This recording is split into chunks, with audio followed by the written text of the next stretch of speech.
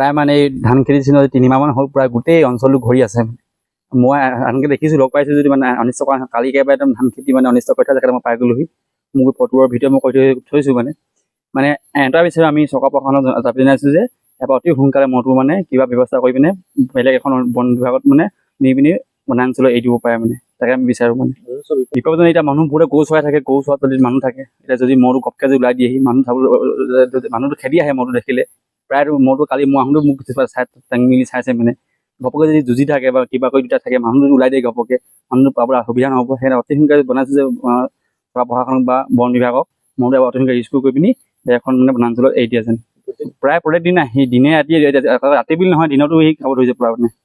যোৱা বছৰ মানে অলপ বেছি অনিষ্ট কৰিব ধৰিছে, এইবাৰতো বেছি সাংঘাতিক, প্ৰায় দিনে ৰাতিয়ে খাব ধৰিছে ধানবিলাক।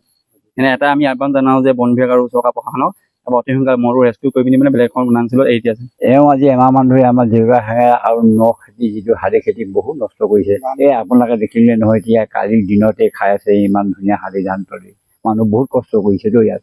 তাৰ এই মহটো যেনে তেনে পিঞ্জাবদ্ধ কৰিবলৈ ইয়াৰ পৰা এটা নহয় দুটা মহ আছে, কিন্তু মই এটা দেখিছোঁ কালি আৰু এটা আছে বুলিছে। আৰু সিহঁতি যুঁজে, যেতিয়া যুঁজে তেতিয়া আকৌ কি ওচৰত থকা মানুহ পলাবলগীয়া চিটি হৈ যায়, জুই ওলাই যায় সিহঁত এনেকুৱা যুঁজে, দুটা মহ আছে খেদা খেদি কৰে। সেই মই গৰু মাৰিব মানুহ মাৰিব, ইয়াত আমাৰ খেতি পথাৰৰ মানুহ আহে, খেতি পথাৰলৈ অহা সময় যদি তেওঁলোকে পাই যায় তেতিয়া তেওঁলোকে ক'লৈ আহিব, বৰ বেছি বৈয়ামো নহয়। এতিয়া আমাৰ আঘোণী বাৰীৰ পৰাই চেঁচাই পেলাই বা 2 নং ধমন খনিকৰ কেন্দুকি বা বৰ হাতী গ'লগৈ দিচাঙলৈকে হাল মাৰি লগে এওঁলোক দুজনে খাই থাকে।